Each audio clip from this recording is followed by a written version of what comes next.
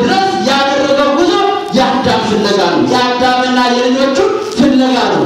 አዳምና ልጆቹን ለመፈለግ ቀራንዮ ድረስ እግዚአብሔር ተጉዟል።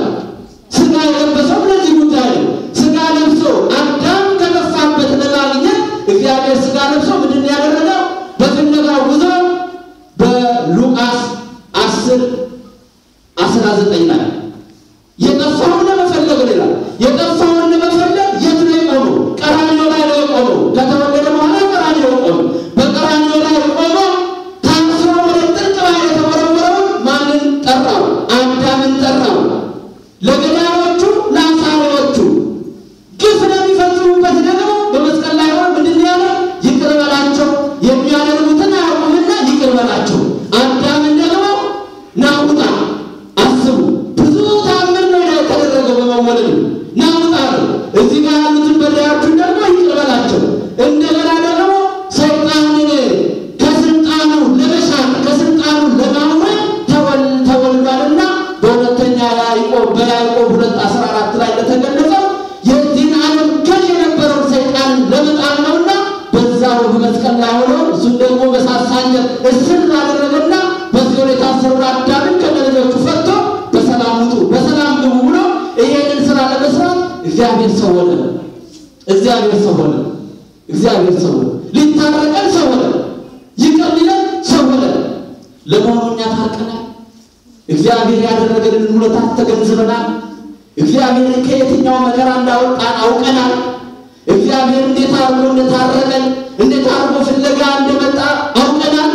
በእውነት ይሄ የእግዚአብሔር ፍለጋ ባይኖርበት ከሀገራችን ወጥተን በሰው ሀገር ስንኖር የእግዚአብሔር ፍለጋ ባይኖርበት እግዚአብሔር ፈልጎን በቤቱ ባይሰበስበን እግዚአብሔር ፈልጎ ብዙ አባታችን የምንወዳቸውን አባት በእኛ ላይ አባት አድርጎ ባይባርከን የሚያጽናና አይዟችሁ ልጆቼ የሚለን እግዚአብሔር ባይከተለን ኖሮ ይሄ ሚስጥር ይከናወንልን ነበር? በዚህ ቤት እንሰበሰብ ነበር? አባቶች ተሰብስበው ቀድሶ ያቆርባችሁ ነበር? አባቶች ንስሐችሁን ይቀበሉ ነበር? ንስሐችሁን ይሸከሙ ነበር? አይዟችሁ የማትወጡት ተራራ የለም፣ በርቱ፣ ጠንክሩ፣ በሃይማኖታችሁ ጽኑ ብለው ያበረታቷችሁ ነበር? አይደለም። ያ የእግዚአብሔር ፍለጋ አብሮን ስለመጣ ነው። ልጆቹ ነን እኮ ልጆቹ ነን። ምንም ኃጢአታችን ቢከብደንም ሸክሙ ቢከብደንም የበደልን ያጠፋን እግዚአብሔር የራቀን ቢመስለን እግዚአብሔር ከኛ ጋር ነው ያለው። እግዚአብሔር ከኛ ጋር ነው። ከኛ ጋር ባይሆንማ ኖሮ ለዚህ ሚስጥር ባልበቃን ነበር።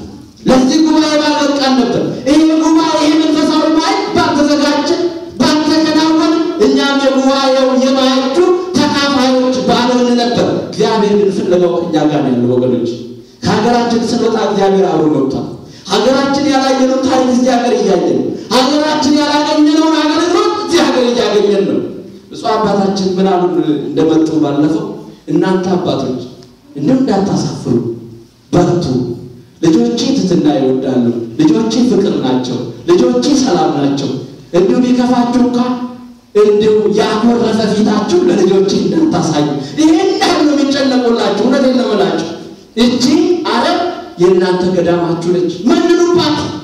የጽድቅ ስራ የሚሰራበት ተጋድሎ የሚደረግበት በተጋድሎ ጸንተን የተጋድሎን ጣዕም የምንቀምስበትና የምናጣጥምበት እቺ ልዩ ገዳማችሁ ናት። በርቱ።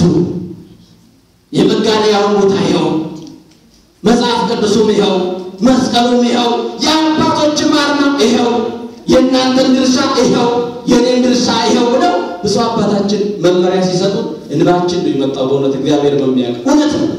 ይሄ ሀቅ ነው። እውነተኛ ነገር ነው የነገሩ። ለምን ሀገር ቤት ያላየነው እዚህ አይተናል። ኢትዮጵያዊ ክብሯን ጠብቃ ኢትዮጵያዊ ሙሉ ኢትዮጵያ ሆና ከላይ እስከ ታች ተሸፋፍና ቆማ ስታስቀድስ እዚህ አይተናል። እኔ ሀገሬን በተቸተ አይደለም ወገኖቼ፣ እውነቴን ነው የምላችሁ። ዛሬ በሀገር ቤት ያሉት ወገኖቻችን ግማሽ እብደት እየጀመራቸው ነው። ወንዱን ከወገብ በታች እብደት በሽታ ይዞታል። ሴቷን ደግሞ ከወገቧ በላይ እብደት ጀምሯቸዋል። ሴቷ ከወገቧ በላይ ራቁቷን ትሄዳለች። ወንዱ ከወገቡ በታች ከዚህ በፊት ባላሮ ተናግሬዋለሁ። ሱሪ ፍርድ ቤት ቆሟል ብያቸዋለሁ። ወይ አውልቀኝ ወይ አጥልቀኝ።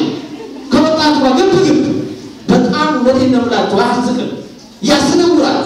ኢትዮጵያዊ መገለጫችን አይደለም። ኢትዮጵያዊ ጥንቁ እኮ ነው።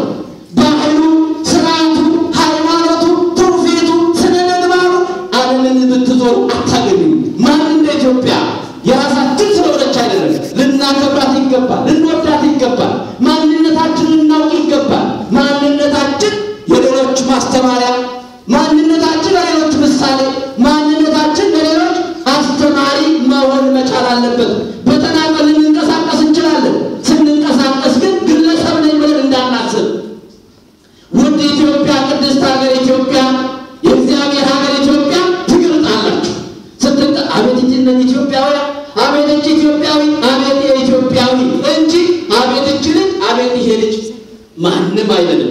አንባቢ ያጠፉ አቤት እነኚህ መነኮሳት በቃ ይሄ ነው ያለን ቋንቋ ትክክል ነው። ስለዚህ በምንንቀሳቀስበት ቦታ ሁሉ አባቶች አያዩንም፣ እግዚአብሔር አያየንም፣ እምዬ ቅድስት ሀገር ኢትዮጵያ አታየኝም ብለን እህት በእህት ላይ እንዳንጨክን፣ አባት በልጅ ላይ እንዳንጨክን፣ ሰራተኞች በጋራ ተከራይታችሁ የምትኖሩ እርስ በርሳችሁ እንዳትጨካከሉ። ጥለነው የምንሄደው ሀገር ነው።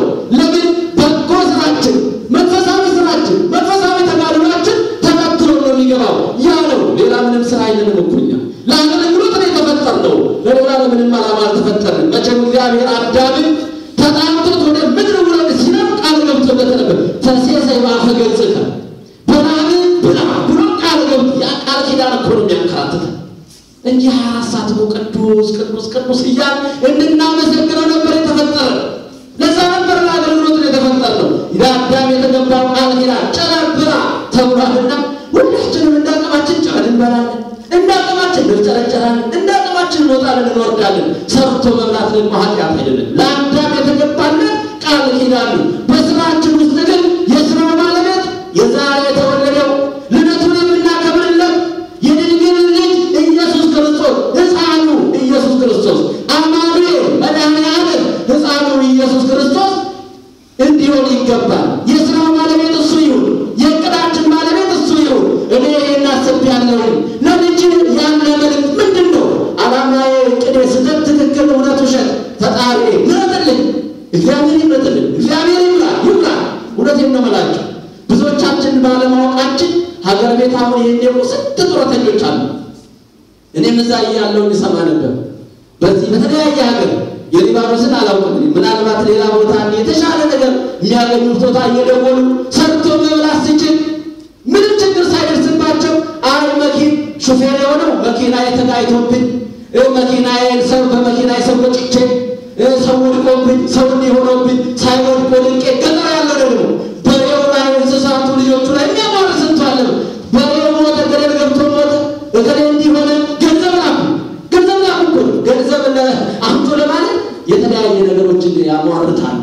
ስለዚህ እውነት ችግር አለ ወይ ነው ሀገር ቤት መድከማችሁ፣ መልፋታችሁ፣ መሰቃየታችሁ፣ መጠፋታችሁ፣ እጣቢ መደፋቱ ካልቀረ በእናንተ ላይ መከራው መጽናቱ ካልቀረ ላባችሁ ወቁበት። በላባችሁ መንግሥተ ሰማያት ነው የሚገዛው። በላባችሁ እግዚአብሔር ነው የሚገለገለው። በላባችሁ የጽድቅ ስራ ይሰራል፣ ግብረ ነቢያት ይሰራል። የፈራረሰች ቤተክርስቲያን ግብረ ጳውሎስ ስብከተ ወንጌል ማስፋፋት፣ ግብረ አብርሃም ነቢያንን ምግብ የሌላቸውን ማብላት፣ ይሄ ስራ ይሰራል፣ ይከናወናል። ለቤተሰብ አብራሙ ቤተሰብን አጠይቁ ማለት አይደለም፣ ልታውቁበት ይገባል። ማን እንዳትሆኑ ነገሮችን ሁሉ በጥበብ ኢትዮጵያዊ ጥበበኛ ነው መሆን ያለበት። ኢትዮጵያዊ ጥበበኛ መሆን አለበት። እኚህን የመሰሉ ታላቅ አባት፣ የጸሎት አባት፣ የቤተ ክርስቲያናችን አባት አሉን አቡነ ዲሜጥሮስ። እኛም ከእናንተ ጋር አገልጋይ ሆነን እንድናገለግላቸው እጃችንን ጎትተው ያስረከቡን እሳቸው ናቸው። ብፁዕ አባታችን ሲያመስግኑልን በእውነት ስለዚህ የአባታችን ልጆች ናችሁ፣ የማንም ልጆች አይደላችሁ፣ የማንም አይደላችሁ። አዳምን ለመፈለግ ተወለደ። ጥንተ ጠላታችን ሰይጣንን ለማሰር እግዚአብሔር አምላካችን ተገለጠ። የዚህ የልደቱ ሚስጥር ልዩ ነው።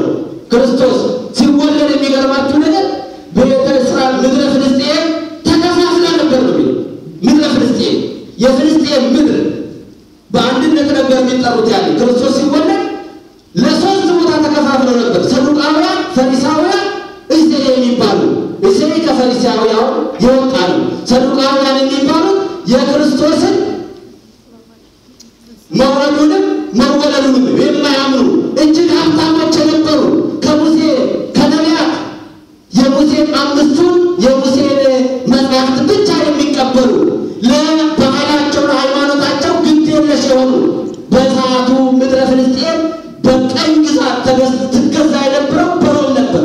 ለሮማውያን ባለስልጣናት እየተንበረከኩ እየሰገዱ አብረው ተመሳስለው የሚኖሩ ነበሩ። የመጀመሪያዎቹ ሰዱቃውያን። ፈሪሳውያን ደግሞ በጋብቻም በሃይማኖትም በምንም ነገር የማይመሳሰሉ የነቢያት መጻሕፍትንና የሙሴን መጻሕፍትን ጠንቅቀው የሚቀበሉ ጠንቅቀው የሚያውቁና ክርስቶስ ከድንግል ማርያም ተወልዶ ያድነናል፣ ከዚህ ከባርነት ነፃ ያወጣናል፣ ሆኖም ግን ሰራዊት ጦር አዘጋጅቶ የጦሩ መሪ ሆኖ የጦሩ አበጋዝ ሆኖ ነፃ ያወጣናል፣ ፍልስጤምን ሮማውያንን መጥቶ እኛን ነፃ ያወጣናል የሚል እምነት ነበራቸው። አሁን በዚህ መልክ አያድነንም እንዲህ አይደለም አመጣጣሉና ከፈሪሳውያን ደግሞ እዚህ የሚባሉት ተገንጥለው ሙት ባሕር ወደሚባለው ባሕር አካባቢ ሄደው ገዳም ገድበው በገዳም ውስጥ እየጸለዩ ይኖሩ ነበር። የእነሱ አመለካከት ደግሞ አዎ ይወርዳል ይወለዳል ሲያድነን ግን ጦር አዘጋጅቶ የጦር መሪ ሆኖ አይደለም በተአምራት በገቢረ ተአምራት ነው መጥቶ የሚያድነን እያሉ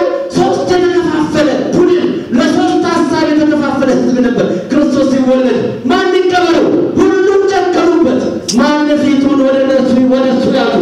ለዚህ ነው ሰው ይጨክንበት እግዚአብሔር መቼም ትሑታንን ከፍ ያደረገ ከትሑታን ጋር አብሮ የሚኖር ትሑታንን የሚወድ ከእረኝነት ሌላ ብዙዎችን የመረጣቸው ከፍ ከፍ ያደረጋቸው እነ ዳዊት ሌሎችንም ማለት ነው።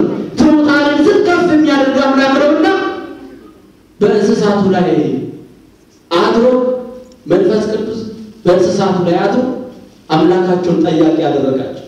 ሰው ጨክኖ ሰው የሚራራ ልባቸው እንስሳቱ እስትንፋሳቸውን እንደገበሩለት እስትንፋሳቸውን እንዳወቁት በዚህ በቆረሳት ይሄንን ነገር ይነግረናል። ወገኖቼ መከፋፈል የሚያመጣው መከራ ልዩ ልዩ ነው። መከፋፈል የሚያመጣው ጦስ መዘዙ ፈውስ የለው። ፈውስ የሌለው በሽታ ነው መከፋፈል። ምድረ ፍልስጤም ለሶስት ስለተከፈለች አምላኳን አሳልፋ ሸጠች። አምላኳን አሳልፋ ሰቀለች። የተወለደውን ሕፃን እናምንበትን ይሄ ከድሃ ቤተሰብ የተወለደ ባለዳም ካለሌለው በከብቶች ግርግም የተወለደ ይሄ አምላካችን አይደለም። ይሄማ እስራኤልና ያዕቆባውያን ዝቅ ማድረግ ነው። ይሄ እንዲህ ነው ብሎ መናገር እኛን ዝቅ ማድረግ ነው። ትንሽ ለሞራላችን እንኳን አትጨነቁም አያታስቡም ወይ ብሎ የተናገሩ ይገርሙ። እግዚአብሔርን በዚህ በር ነው የምንጠብቀው፣ በዚህ በር ይገባል እግዚአብሔርን ሌላ ነገር ለምንዋለን፣ ሌላ ነገር እሱ ሰጥቶናል። የሚጠቅመንን የሚበጀንን ማለት ነው። አንዳንድ ጊዜ እናንተ የምትለምኑትን አታውቁ ተብለናል። እውነት ነው። ብዙ ጊዜ የሚረባንና የሚበጀንን የሚያሳድገንን ከሱ ጋር አንድ የሚያደርገንን ህብረት እንዲኖረን የሚያደርገንን ነገር አንለምነው። ብዙ ጊዜ እግዚአብሔር ለዚህ የምትለምኑትን አታውቁም ያለው ማለት ነው። ስለዚህ እኛ ኢትዮጵያውያን የሚያምረንን ሳይሆን የሚያምርብን የሚሰጠንን እግዚአብሔርን የምንከተልና እግዚአብሔርን እንያዝ። ወጣቶች ነን በብዛት ትዳር የሌለን ልንኖር እንችላለን። መልካም ሚስት መልካም ባል ከሰማይ ነች ከእግዚአብሔር ነች። የእኛ ምርጫ የእኛ ሀሳብ አይናችን ያረፈበት ልባችን የተመኘው ስህተት ሊሆን ይችላል። እግዚአብሔር አንተ ብለሃል ወይ? እኔ ወንዶ የማን አንተ ፍጥረኛል የኔ አዳሜት ነው የኔ አዳሜትን ያደረግከው የት ሀገር ነው ያለው ስጠኝ። ይሄ ሃይማኖታዊ ጥያቄ ጠይቁ ተብለናል። እግዚአብሔርን ጠይቀን ያጣነው ነገር የለም። ነግረነው የረሳብን ነገር የለም። ሽተን ሳይሰጠንም ደግሞ የከለከለን ነገር አለ የለም አለ የለም። ስለዚህ ሁሉም ነገር ከእግዚአብሔር ነው። መልካም ነገር ከእግዚአብሔር ነው። በመንፈሳዊ አገልግሎት መትጋት፣ መንፈሳዊ መሆን፣ በቅድስና ስፍራ መመላለስ እግዚአብሔርን ፈቃድ መጠየቅ ነው። አንተ ቀዳ አገልጋይ አድርገን የአገልጋዮችን መንፈስ አሳድርብን በምን በገደም ስለዚህ ቅድስት ቤተክርስቲያን ስለ ሃይማኖቷ ስለሚጸልዩ ስለሚያነቡት አባቶች እናቶች ብለህ ማረኝ፣ እስቲ ልቤን ስበርልኝ፣ ሰው አድርገኝ፣ አገልጋይ አድርገኝ። እስከ መቼ በኃጢአት ተመላልሼ፣ እስከ መቼ አንተን አሳዝኜ፣ እስከ መቼ አንተን አጥቼ፣ እስከ መቼ ነፍሴ ተርባ አንተን ተርባ የሁለት ዓለም ስደተኛ መሆን ወይ በስጋ አልበለጸግ ወይ በነፍሳችን አልበለጸግ እስከ መቼ ብላችሁ ተቃወሙት። ክፉ የሚያሰራንን ርኩስ መንፈስ እንቃወሙ። እግዚአብሔር ቸር ነው፣ ይቀርበናል። እግዚአብሔርን ቅረቡ። ሸክማችሁን ተሸክማችሁ ኑ ነው የተባለው እንጂ ሸክማችሁን አራግፋችሁ ኑ አላለም። እግዚአብሔር ሲወደን ከነበጠታችን ነው፣ ከነበደላችን ከነነውራችን ነው። ተገብቶን አይደለም መቅደስ ገብተን የምንቀደስ በቸርነቱ ነው። ተገብቷችሁ አይደላችሁ ገብታችሁ የምትቆሩ በቸርነቱ ነው። ክርስቲያን በእግዚአብሔር ቸርነት ነው የሚመላለሰው። ቸርነቱን መለታ አድርገን ደግሞ በኃጢአት እንድንመላለስ አይደለም። ኃጢአታችን እየተናዘዝ እየተፋን ለመመለስ አይናችን እየተናዘዝ ቀኖና ሱባኤ እየወሰን ወደ እግዚአብሔር ቤት መቅረብ የቀረው የተሰወረው እኛ የማናውቀው እግዚአብሔር የሚያውቀው ስውር ኃጢአታችን ግን አንተ ያው ደምስስልኝ ይቅር በለኝ እያልን ወደ ቤቱ በትህትና በፍቅር እንቀርባለን። ትሑታንን ከፍ ስለሚያደርግ እግዚአብሔር ለሶስት ተከፋፈሉ ህዝብ ጥፋት ነው የገጠማቸው መከራ ነው የገጠማቸው ስለዚህ ወገኖቼ ከምንም በላይ እንዳንከፋፈል በአንድነታችን እንድንጸና አባቶቻችን በሚያስተምሩን ትምህርት እንድንበረታ አባቶቻችን በሚያሳዩን መንገድ ላይ እንድንቆም አድራ ትላለች ቤተክርስቲያናችን እውነቴን ነው ብላችሁ በተለይ እኛ ኢትዮጵያውያን ትላንትና የሌለብን በሽታ አሁን ላይ አይን እያወጣ መጥቷል አንቺ ደቡብ ነሽ አንቺ ሰሜን ነሽ አንተ ምስራቅ